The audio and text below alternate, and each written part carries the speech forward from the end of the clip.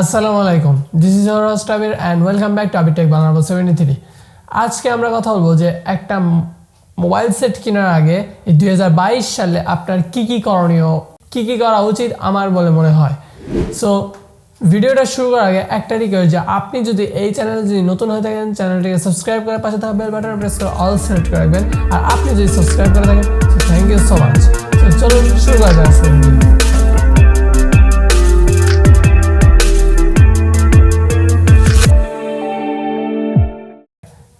Smartphone আমাদের প্রত্যেকেরই নিত্য প্রয়োজনীয়, কার না প্রয়োজন, আমি আপনি দুনিয়ার সবারই আপনার প্রয়োজন। বাট আমরা যে স্মার্টফোন কেনার আগে সেটা হোক অ্যান্ড্রয়েড হোক অ্যাপেল, সেটা ব্যাপার না, তবে স্মার্টফোন আমরা কেনার সময় কিছু ভুল করে থাকি, যার কারণে হচ্ছে আমরা যে স্মার্টফোনটা কিনি সেটা আমাদের অনেক সময় ভোগান্তির কারণও হয়ে থাকে। সো 2022 সালে বর্তমানে স্মার্টফোন কেনার সময় আপনার কিছু জিনিস নোটিস করা উচিত, কিছু জিনিস আপনার লক্ষণীয় রাখা উচিত। ফার্স্ট অফ অল আমরা যখন আমি একটা কথা বলি, যখন আমরা পিসি বানাতে যাই, কম্পিউটার যখন বিল্ড করতে যাই, যারা আমরা কম্পিউটার বিল্ড করছি বা পিসি বিল্ড করছি তারা আমরা জানি যে আমরা খাতা কলমে নোট করি যে আমার এই কোম্পানির মাদারবোর্ড লাগবে, এই কোম্পানির প্রসেসর লাগবে, তাই না? দেন আমরা কম্পিউটার দোকানে গেলে কম্পিউটার দোকানদারও একই হিসাব করে, দেন পিসি বিল্ড করে দেয়, তাই না? তো মোবাইল যখন আমরা কিনতে যাব, তো মোবাইল তো আর আমাদের বানাতে হচ্ছে না, মোবাইল আমাদের মেকিং করা আছে। বাট আমরা ফার্স্টে আমরা একটা জিনিস করব, সেটা আমাদের আগে বাজেট ঠিক করব। বাজেট আগে ঠিক করব। আমরা সব সময় মোবাইল কেনার আগে আগে একটু খাতা কলম নিয়ে বসবো এবং আমরা নোট করব যে ধরে নিন যে আমি ধরে নিলাম যে আপনার বাজেট 20,000 টাকা। 20,000 টাকায় আপনি একটা অ্যান্ড্রয়েড ফোন কিনতে চাচ্ছেন। বাট এখানে লজিক আছে। লজিকটা আপনি মোবাইল কিসের জন্য কিনবেন। অনেকে আছে যে ভালো ছবি তোলার জন্য মোবাইল কিনে থাকে, অনেকে আছে যে ভালো ভিডিও শ্যুট করার জন্য, যারা কন্টেন্ট ক্রিয়েটর আছে তারা চিন্তা করে যে একটু ভালো ক্যামেরা প্লাস ভালো এবং আদার্স কিছু যদি ভালো হয় তাহলে আমার ভিডিও শ্যুট করতে এবং থাম্বনেলের জন্য ছবি তুলতে সুবিধা হবে। প্লাস অনেকে আছে যে শোয়াব বা শখ করে একটা ফোন কিনে, যে যেমন ফার্স্ট কিনতেছি আদৌ জানি না যে কি ফোন কিনবো, ঠিক আছে? অনেক ক্যাটাগরির জন্য মোবাইল কেনে, আবার অনেকে আছে গেম খেলার জন্য মোবাইল কেনে। সো এখন কথা আপনি কি কারণে মোবাইল কিনবেন। আপনি যদি কন্টেন্ট ক্রিয়েশন বা ভিডিও এডিট বা অডিও এডিট এগুলোর জন্য যদি কিনে থাকেন, সেটা আপনি আগে খাতায় লিখবেন যে আমি ভিডিও এডিট বা অডিও এডিট বা ছবি তোলার জন্য মোবাইলটা কিনবো। দেন এখন আসে আমাদের র্যাম। এখন অনেকে ভাবে যে র্যাম যত বেশি ততই ভালো। একদিক দিয়ে ভালো যে আপনার মোবাইলটা অপটিমাইজ করতে র্যামের ভূমিকা আছে, বাট র্যামই যে সব এটা বলা যাবে না।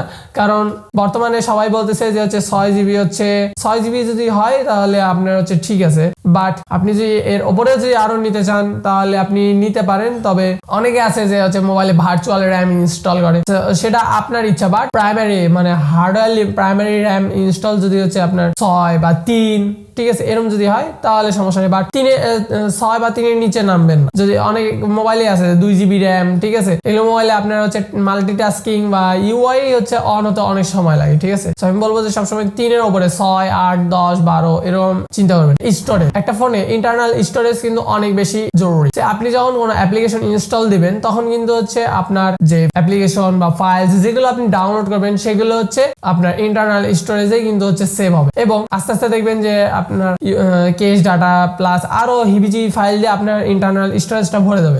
এটা নোট করে রাখবেন যে ইন্টারনাল স্টোরেজ কত আপনার দরকার। যদি আপনি বেশি ছবি তুলতে ভালোবাসেন তাহলে সেক্ষেত্রে 128 জিবি বা 32 জিবি, ঠিক আছে, এগুলো আপনি একটা নোট করে রাখতে পারেন। আর অবশ্যই বলবো যে এমন একটা সেট নেবেন, এমন একটা মোবাইল নেবেন যে মোবাইলে এসডি কার্ড সাপোর্ট করে, ঠিক আছে। আমি সবসময় বলবো যে এসডি কার্ড সাপোর্ট করে। যখন আপনি এসডি কার্ডটা ইনসার্ট করবেন তখন আপনি আপনার সব ডকুমেন্টসগুলো একটু এসডি কার্ডে পার করে নেবেন। কারণ যখন আমরা মোবাইল চালাবো তখন আমাদের মোবাইলে যতগুলো ফাইল আছে এগুলো সব ইন্টারনালে স্টোরেজ হবে, আর ইউআই চলতে ইন্টারনাল স্টোরেজের গুরুত্ব অপরিসীম। এসডি কার্ড অবশ্যই ভালো থেকে একটা নেবেন, যাতে আমি সবসময় বলি যে 32-এর ওপরে যাবেন, যাতে আপনার নিত্য প্রয়োজনীয় ফাইল ডকুমেন্টস যাতে আপনি আরামসে সেভ করতে পারেন এক্সটার্নাল স্টোরেজে। কারণ বর্তমানে যদি আপনি একটা ফটো তোলেন তাহলে দেখা যায় যে সেই ফটোর সাইজটা কিন্তু 3 মেগাবাইট 4 মেগাবাইটের হয়ে যায়। ইত্যাদি, তাই না? তো এর জন্য বলবো যে হচ্ছে এসডি কার্ড লাগাতে, যাতে হচ্ছে আপনি অনায়াসে যাতে হচ্ছে ছবি বা ভিডিওগুলো যাতে পার করে নিতে পারেন, ঠিক আছে? প্রসেসর বা চিপসেট যেটা আমরা বলে থাকি এটার দিকে আসবো। হ্যাঁ, অনেকে আছে যে হচ্ছে ভালো দামি ফোন কেনে, ঠিক আছে, অনেক দামি ফোন কিনে, বাট দেখা যায় যে তার হচ্ছে প্রসেসর বা চিপসেটটা লো হওয়ার কারণে তারা পারফরমেন্স পায় না। সে আমি যে কথা বলি যে 2014 সালে বা 18 সালে ইউটিউব আর বর্তমানে 2022 সালের ইউটিউব দুনিয়ার চেঞ্জ। 2018 সালে ইউটিউবে যা করা যাচ্ছিল বা ইউটিউবের পারফরমেন্সটা যেরকম ছিল স্মুথ বা হচ্ছে যেটাই বলেন না কেন, যে ধরে নিন যে হচ্ছে লিমিটেড ভার্সন বা যেরকম ছিল ইউটিউব, ফেসবুক, সকল অ্যাপসের কথা বলছি, ইমো বা হোয়াটসঅ্যাপ, তাই না, টেলিগ্রাম, বাট 2022 সালে এসে কিন্তু হচ্ছে চেঞ্জ হয়ে গেছে এবং অ্যাপসগুলো অনেক ভার হয়েছে। সো এই অ্যাপসগুলো রান করার যে চাহিদা সেটা আপনার চিপসেট বা প্রসেসরে থাকা উচিত। যদি আপনি যে নিম্ন কোয়ালিটির যদি নিয়ে থাকেন তাহলে আপনি চালায় শান্তি পাবেন না, সোজা কথা। আপনি খালি ল্যাগ আর ল্যাগ দেখতে পারবেন এবং একটা সময় দেখবেন যে বারবার আপনাকে অ্যান্ড্রয়েড ওয়ার্নিং দিচ্ছে যে এই অ্যাপস ওয়ার্নিং স্টপ, আপনার এই অ্যাপসটা কাজ করবে না, ফোর্সলি স্টপ হয়ে যাচ্ছে, আপনি প্রয়োজনীয় কাজ করতে পারবেন না। আমি যদি হচ্ছে চিপসেটের উদাহরণটা যদি হচ্ছে পিসির মাধ্যমে দেয়, যে সে ধরে নিন যে হচ্ছে ইন্টেল কোর i3 যদি হচ্ছে নিম্ন জেনারেশন এবং ইন্টেল কোর i3 হাই জেনারেশনের যে দুইটা পিসি হচ্ছে, ঠিক আছে, এই দুইটা পিসি যদি আপনি যে ইউজ করেন তাহলে আপনি বুঝতে পারবেন যে হিউজ পরিমাণ চেঞ্জ।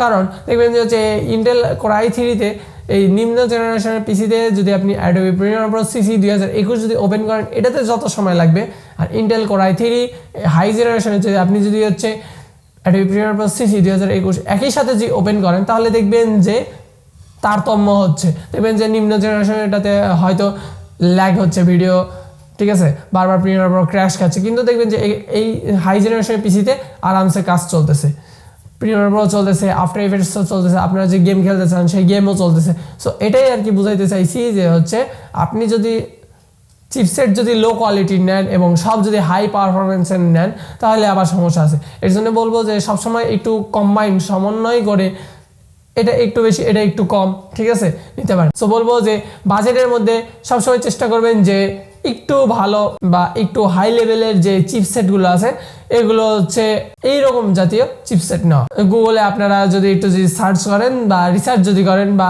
ইউটিউবে আরও টেক জায়ান্টরা হচ্ছে বড় বড় টেক জায়ান্টরা রিভিউ করে থাকে মোবাইল সারাদিন, তাদের ভিডিও যদি আপনি দেখেন তাহলে আপনি ইনশাল্লাহ বুঝতে পারবেন। আমাদের যে হচ্ছে 4G বা 5G কানেকশন, ঠিক আছে, এটা নিয়ে বর্তমানে একটু বিতর্ক চলতেছে, কারণ বাংলাদেশে বর্তমানে টেলিটকে 5G হচ্ছে বেটা ভার্সন মানে টেস্টিং এ আছে। ঢাকার কিছু এরিয়াতে হচ্ছে বর্তমানে 5G হচ্ছে টেস্ট করা হচ্ছে। যদি হচ্ছে এটা যদি সাকসেসফুলি যদি কাজ করে তাহলে বাংলাদেশ গভর্নমেন্ট এটা হচ্ছে পুরো বাংলাদেশে আর কি হচ্ছে এটা প্রচার করে দেবে এবং হচ্ছে সকল অপারেটরকে বলবে যে হচ্ছে গ্রাহকদেরকে অনুরোধ করতে 5G-তে চলে আসতে।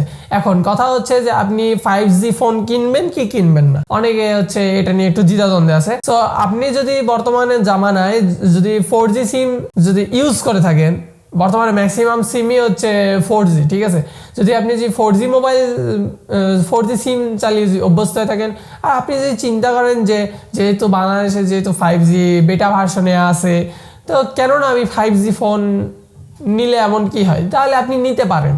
তাহলে হবে কি, যখন 5G বাংলাদেশে যখন লঞ্চ হয়ে যাবে সাকসেসফুলি তখন আপনি হচ্ছে কাস্টমার কেয়ারে যাবেন আপনার মোবাইলটা এবং সিম নিয়ে এবং প্রয়োজনীয় ডকুমেন্টস নিয়ে এবং আপনি আপনার সিমটাকে রিপ্লেস করে 5G-তে আপডেট করে নিতে পারবেন।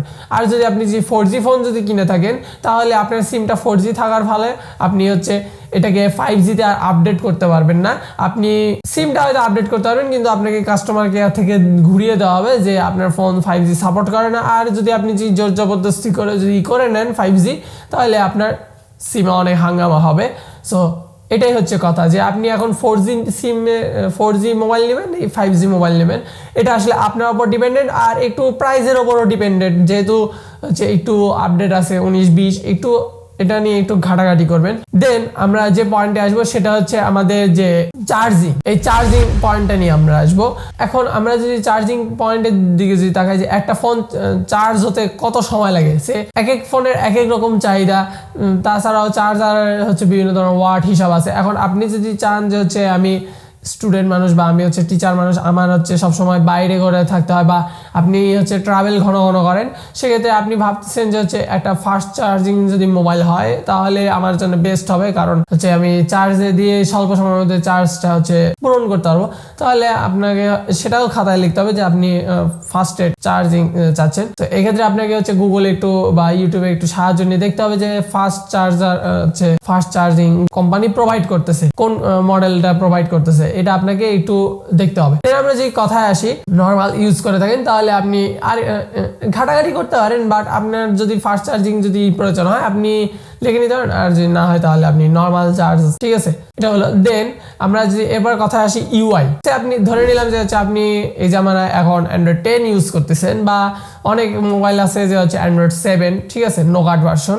সো এই অ্যান্ড্রয়েড 7 চালায় আপনি অভ্যস্ত, বাট অনেকে আপনি যখন একটা মোবাইল ফোন কিনতে যাবেন, বর্তমানে কিন্তু অনেক মোবাইলে কিন্তু অ্যান্ড্রয়েড 12 চলতেছে বা 11 চলতেছে, ঠিক আছে, বেস ভার্সন হিসেবে অ্যান্ড্রয়েড 11 দেওয়া হয়। দেখা যায় যে পরে হচ্ছে কিছু ডেট হচ্ছে কোম্পানি লাগায় দেয় যে এত তারিখে আপনার সেটটা অ্যান্ড্রয়েড 12-এ সুইচ করবে, আপনি আপডেট করে নিন, ঠিক আছে।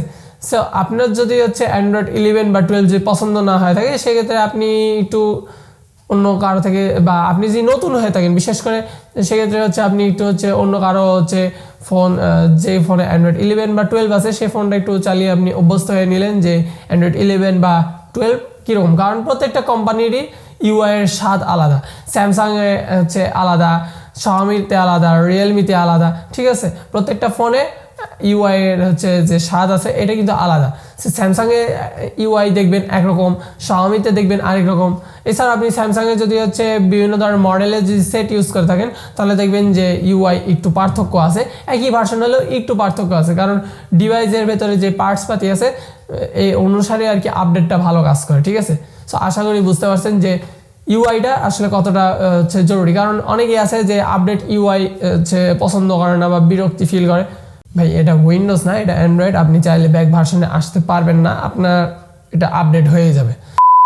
সো নতুন ইউআই একটু ফার্স্টে হচ্ছে বোর ফিল করবেন বা একটু কাজে ব্যাঘাত সৃষ্টি করবে, কিন্তু আপনি আস্তে আস্তে এটা অভ্যস্ত হয়ে যাবেন। সো সবসময় বলবো যে লেটেস্ট ইউআইটা নেওয়ার চেষ্টা করবেন। এর মাধ্যমে আপনি বর্তমানে অনেক সফটওয়্যার আছে বা অ্যাপ্লিকেশন আছে যেগুলো আপনি ইজিলি রান করতে পারবেন। যেমন হোয়াটসঅ্যাপ ডিক্লেয়ার দিয়ে বলছে যে হচ্ছে অ্যান্ড্রয়েড 6 সর্বনিম্ন সাপোর্ট করে, দেন তারপরে ওপরে সাপোর্ট করে, অ্যান্ড্রয়েড 6 এর নিচে কিন্তু আর কাজ করে না হোয়াটসঅ্যাপ। এইভাবে আপনি একটু রিসার্চ করে দেখবেন।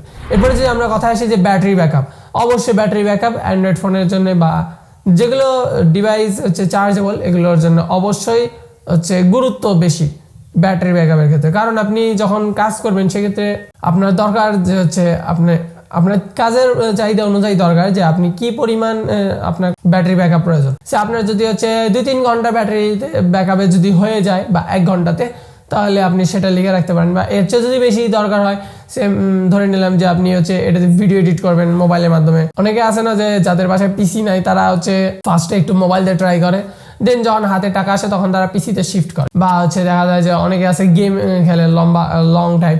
সো এই ক্ষেত্রে হচ্ছে ব্যাটারি ব্যাকআপ হচ্ছে মাস্ট বি মাস্ট। আমি সবসময় বলবো যে হচ্ছে আপনি একটা ফোন কেনার আগে অবশ্যই দেখবেন যে ব্যাটারিটা হচ্ছে কত mAh বা এর ডিটেলসটা একটু দেখে নেবেন যে এই ব্যাটারিটা কত ওয়াটে বা হচ্ছে কত এম্পিয়ারে চার্জ হচ্ছে, ঠিক আছে। এরপরে আমরা যে কথা আসি যে ক্যামেরার ভেতরে যে হচ্ছে আপনার যে সেন্সরগুলো আছে এগুলো হচ্ছে কিরকম, ঠিক আছে। যদি আপনি যদি হচ্ছে ফটো তুলতে ছবি তুলতে যদি ভালোবাসেন সেক্ষেত্রে তার শাটারের স্পিড, ঠিক আছে, যে কোম্পানির সেটটা নিচ্ছেন সেটা হচ্ছে একটু ভালো করে দেখে নেবেন। এখন আপনি যখন সবকিছু যখন হচ্ছে একত্র করলেন, এখন আপনার সামনে আসতেছে যে হচ্ছে আপনি ব্যাক পার্টটা আপনি কিসের নেবেন, গ্লাসের নাকি হচ্ছে প্লাস্টিক বডি। এখন যদি দেখেন যে হচ্ছে আপনার বাজেটের ভেতরে যদি হচ্ছে পড়ে যাচ্ছে যে প্লাস্টিক, তাহলে আপনি প্লাস্টিকের একটা কালার চুজ করে নিতে পারেন। আমার সবচেয়ে পছন্দ হচ্ছে কালো, ঠিক আছে। আর যদি আপনি যদি হচ্ছে গোল্ড নেন বা হচ্ছে আরও কিছু নেন, এটা আপনার ইচ্ছা। আর আপনি যদি চান যে না আমি হচ্ছে গ্লাসের নেব, তাহলে যদি ইচ্ছে দেখেন যে একটু বাজেটের বাইরে চলে যাচ্ছে, আপনি চালিয়ে নিতে পারেন, তবে এটা আমার কাছে খামোখা খরচ মনে হয়। এইভাবে হচ্ছে আপনি যখন বাজেট করবেন, তারপর আপনি যদি দোকানে যান, ঠিক আছে, আপনি শোরুমে গিয়ে হচ্ছে আপনার এই লিস্ট অনুযায়ী আপনি হচ্ছে একটা মোবাইল কিনতে পারেন। এখন যে চট করে যদি আপনি একটা শোরুমে গিয়ে বললেন যে হচ্ছে আমার এই সেট ভালো লাগছে, এখন ওই মোবাইলটা নিয়ে আসার পর দেখলেন যে হচ্ছে অশান্তি, তখন তো সমস্যা। এই জন্য বলবো যে হচ্ছে অবশ্যই আপনি খাতা কলমে হিসাব করবেন, ভালো করে চিন্তা করবেন। একটা মোবাইল কেনার আগে ভালো করে চিন্তা করবেন যে আপনি কি কি কাজ করবেন। একটা মোবাইল যখন আমরা চিন্তা করি যে কথা বলা বা একটু টুকিটাকি ব্রাউজিংয়ের জন্য কিনবো, কেনার পর দেখা যায় যে হচ্ছে কাজের সময় পরিবর্তনে আস্তে আস্তে কিন্তু হচ্ছে আমাদের কাজের চাহিদা বেড়ে যায় এবং আমাদের ওই মোবাইলটা কিন্তু অনেক সময় কাজ আমরা যে পরিমাণে চাপ দিই সেই চাপটা অনেক সময় সাপোর্ট করে না বা সহ্য করতে পারে না। অনেক সময় অনেক অ্যাপ্লিকেশন ইরর বলে, রান হয় না, সেক্ষেত্রে একটু মনটা খারাপ হয়। বাট যদি এই ট্রিক্সগুলো কাজে লাগিয়ে যদি আপনি যদি মোবাইল কিনেন, যে কোনো ধরনের অ্যান্ড্রয়েড সেট বা অ্যাপেলের ক্ষেত্রেও একই, ঠিক আছে, ইনশাল্লাহ আপনি হচ্ছে জিতবেন। আপনি যদি হচ্ছে এইভাবে যদি হচ্ছে যে কোনো মোবাইল কেনেন তাহলে আপনি বুঝতে পারবেন। আর র্যামের ব্যাপারে হচ্ছে তো আশা করি বুঝতে পারছেন 2022 সালে হচ্ছে মোবাইল কেনার আগে কি কি কাজ করা উচিত। তো ভিডিওটা কেমন লাগলো কমেন্ট বক্সে অবশ্যই জানাবেন। চ্যানেল নতুন হলে চ্যানেলটিকে সাবস্ক্রাইব করে পাশে থাকা বেল বাটন প্রেস করে অল সিলেক্ট করে রাখবেন আর ভিডিওটি শেয়ার করে সবাইকে দেখার সুযোগ করে দেবেন। সো আজ এ পর্যন্তই, সবাই ভালো থাকুন, সুস্থ থাকুন, আল্লাহ হাফেজ।